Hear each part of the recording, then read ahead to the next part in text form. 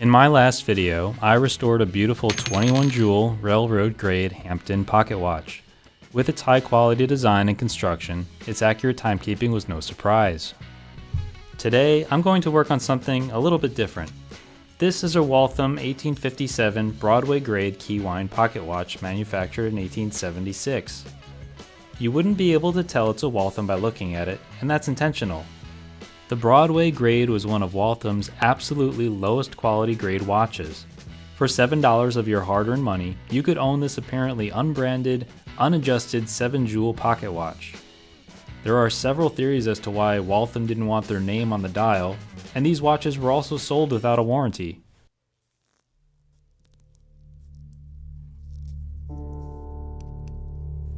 Regardless of the grade of watch, any timepiece that comes across my desk gets the utmost respect and attention. I'm not sure what kind of gremlins this watch has in store for me, but I'll do my best to repair it to working order, and I'll be curious to see how well it performs, though my expectations are low.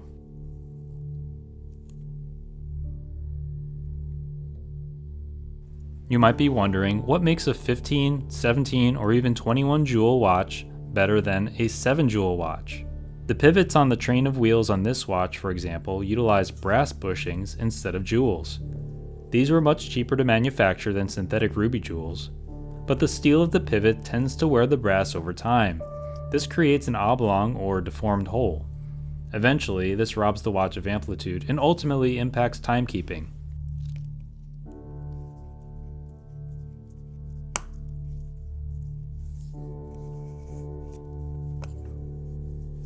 It's not uncommon for watches manufactured prior to the 1890s to use brass pins instead of screws as a way to secure the dial to the pillar plate.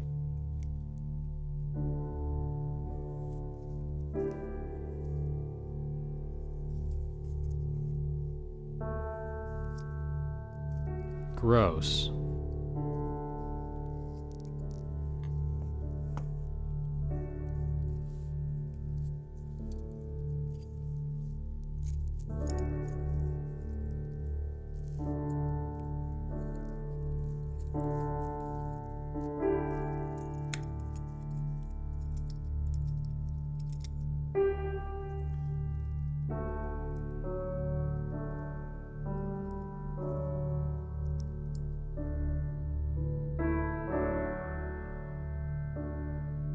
This was quite surprising. Now, how would you suppose a wood chip got in there?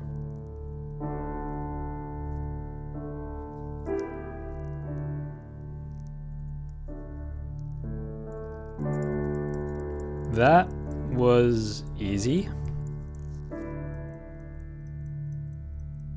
Thanks for fixing watches with me today, and I'll see you in the next one. I'm kidding, of course. Obviously, it's running like garbage and I still have a lot of work to do.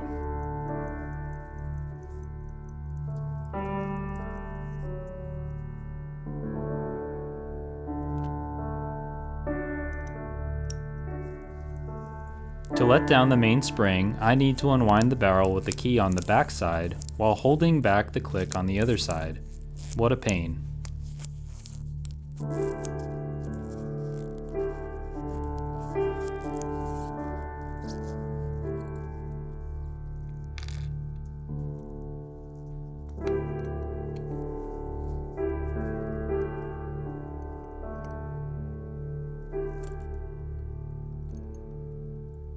This is a smooth, undersprung balance made of a single piece of material. Unlike some of the split balances you may find in other watches, which are made of brass and steel, this one not only is uncompensated for temperature, but it lacks any type of screws to adjust poise and timing. Poise is achieved by literally drilling away material from the wheel itself, not for the faint of heart.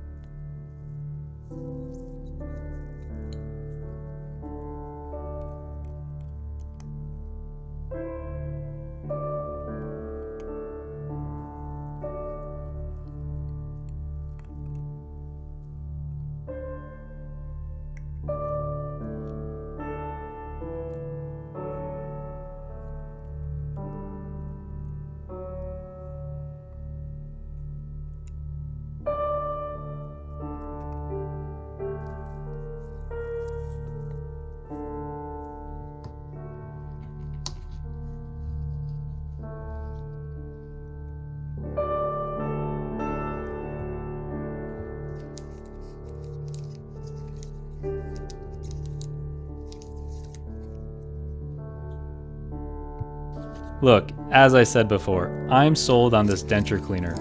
I'm sure it works great on enamel dentures, but it works just as well on enamel dials. Just soak overnight and let yourself be amazed by the results.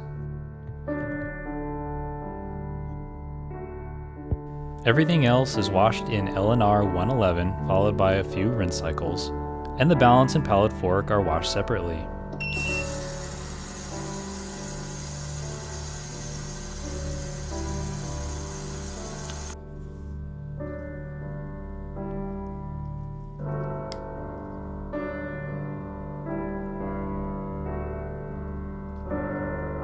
In the past, I questioned the value of mainspring winders, but when I saw this Watchcraft set on eBay for a great deal, I just had to have it.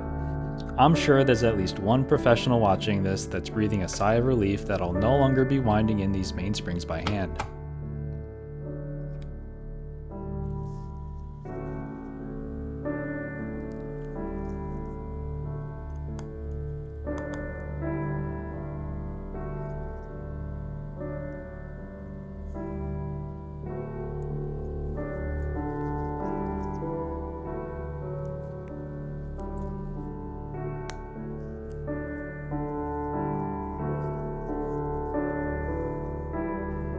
This watch, and generally other 7-jewel watches, only have jewels on the upper and lower balance pivots, the impulse jewel, and the palette fork.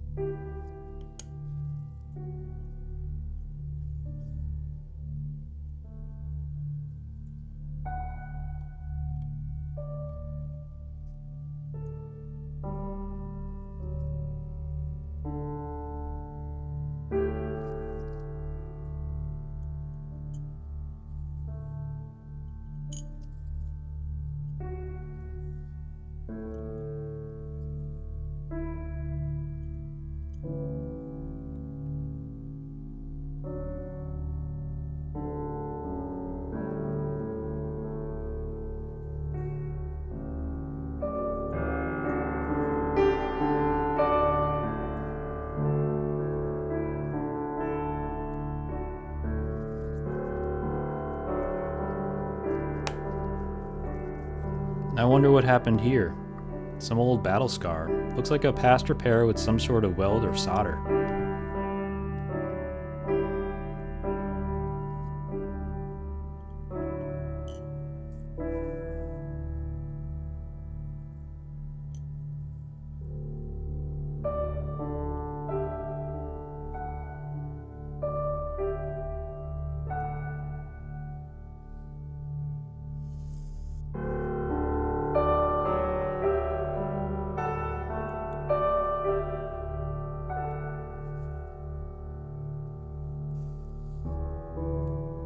A common hack to reassembling these full plate movements is to fit the palette fork onto the top plate and secure it there with a piece of Rodico as it's lowered onto the pillar plate. It's easier to do it this way than to have the pallet fork already on the pillar plate, which would require a tedious maneuvering of the top plate to receive the impulse side of the fork without breaking it.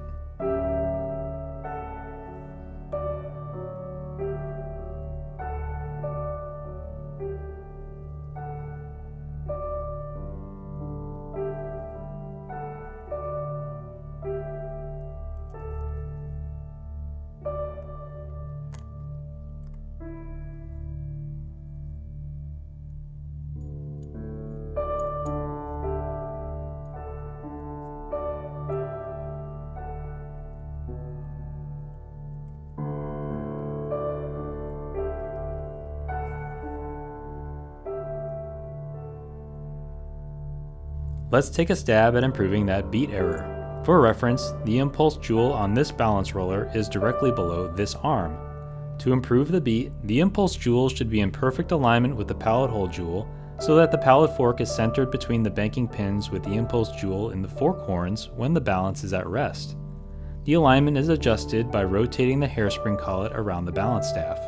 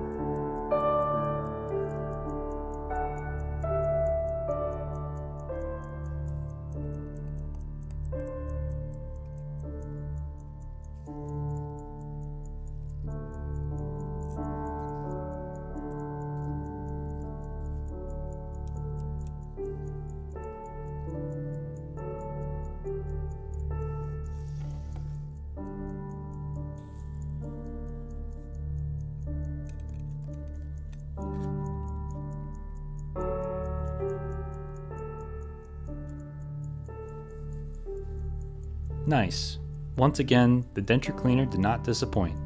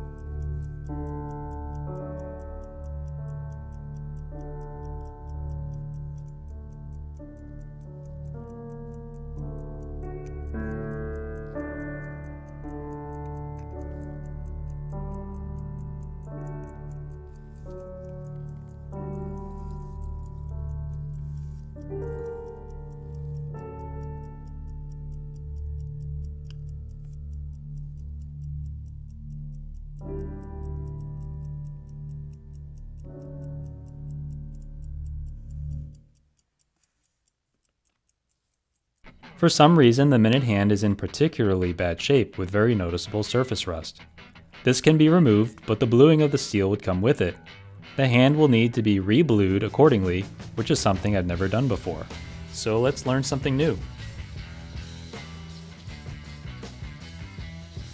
For those wondering, steel changes color when heated as a layer of ferrous oxide forms on its surface, the thickness of which changes how the light is reflected, and, as a result, the color we see. Steel changes color from straw to brown, to purple, and then to blue, and others, as it's heated, and if done in a very controlled way, one can quench the steel within a specific temperature range, in this case around 590 degrees Fahrenheit, to lock in that color. I'm somewhat colorblind, so this makes for a particularly fun exercise. The polished and completely cleaned hand is embedded within these brass filings.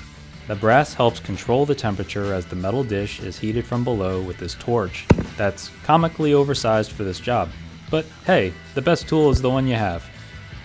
As I heat the dish, I pay close attention to the color of the brass filings as they darken, and then I watch the hand as it changes color. I quickly remove it and quench it in water to stop the temperature change. It's not perfect, but I am satisfied with the outcome. Worst case, I could always polish it off and try again.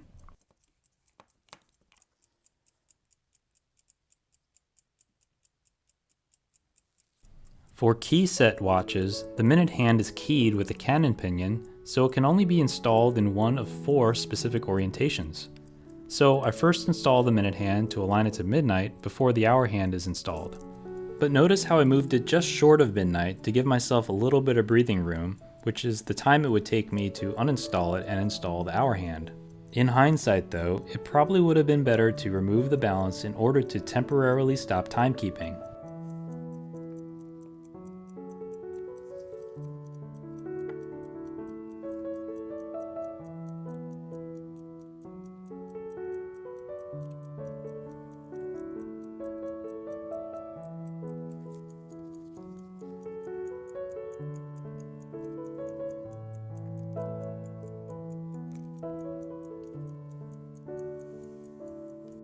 I finally purchased this Weishi 1000 time grapher.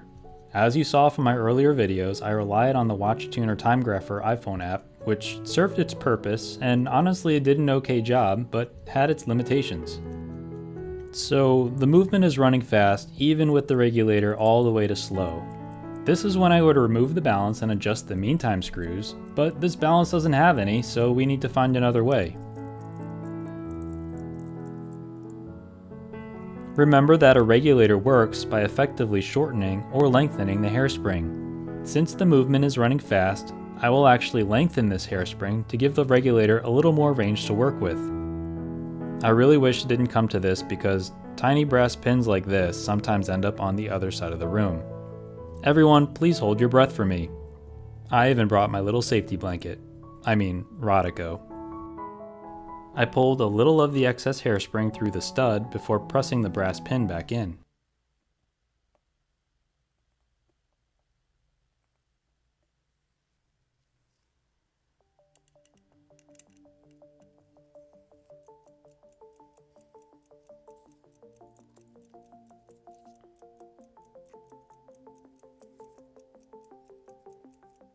The regulator can be set in a more moderate position, and I'm beginning to think that wood chip made its way in there over a century ago.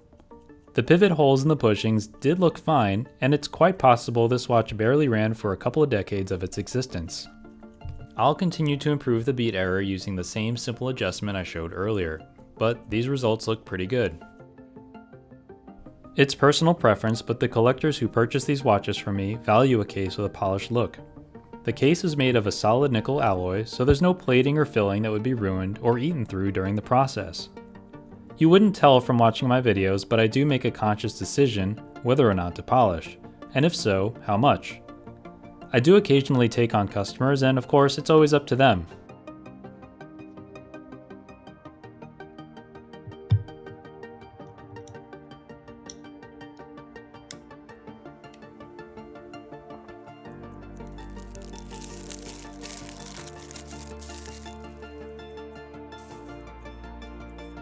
The new crystal arrived and is a hair too large for this bezel. This is not unusual because of the step in sizes available, and these new old stock crystals are rarely perfectly round. So, more often than not, I find myself using a small grinding wheel on the Dremel to shape and size the glass to the correct specifications.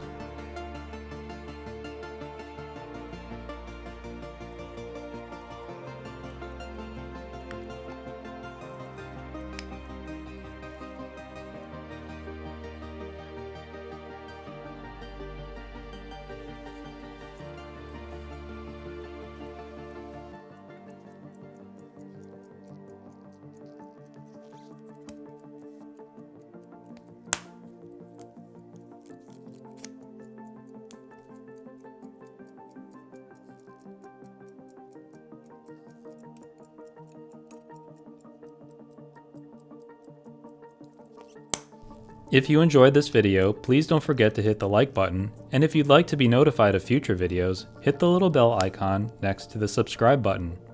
Thanks for fixing watches with me today, and I'll see you in the next one.